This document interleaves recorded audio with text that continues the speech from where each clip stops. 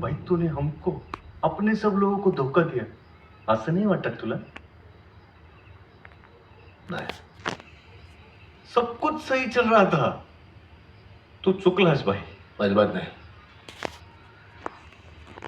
म्हणजे माझं काय चुकलंय मला अजिबात असं वाटत नाही. फार फार तर माझी वेळ चुकली असेल. क्यों भाई, हर बार यही क्यों? इमोशनल होऊ नकोस तू का असेल.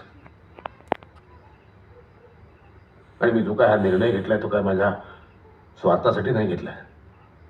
काय बोलतोयस तू? तू चुकलास हे मान्य कर भाई. अरे किती दिवस आपण रस्त्यावरची लढाई लढायची आहे, तेच करतोय आपण किती वर्ष. संसदेत गेलं पाहिजे. आपण सगळं मिळून करू शकतो ना. अरे गटात विखुरलेली माणसं काही करू देतील असं वाटतंय. कवडी मोल किमतीत आपलं मत विकणाऱ्या आपल्या माणसांकडून सत्तेची अपेक्षा करतोय आपण. हा बहुजन समाज आत्ता आत्ता आत्ता कुठं जागृत व्हायला लागलाय. त्याला संघटित व्हायला आपल्याला बराच काळ घ्यावा लागणार आहे.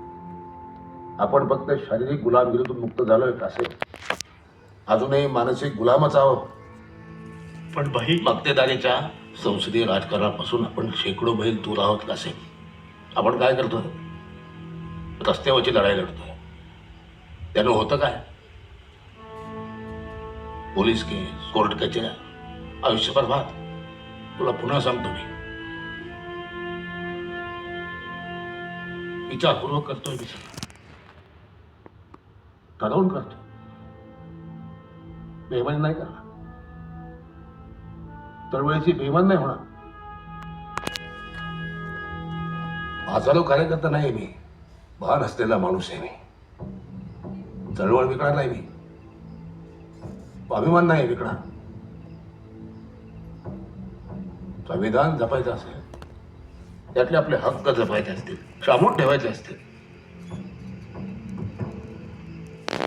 संसदेत केलं पाहिजे. पण आता बघतो मार्ग कुठला का असेल.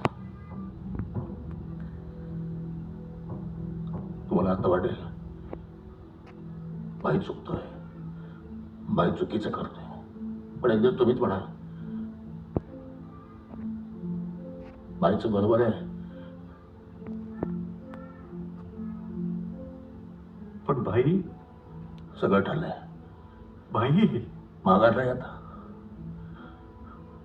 माघार नाही.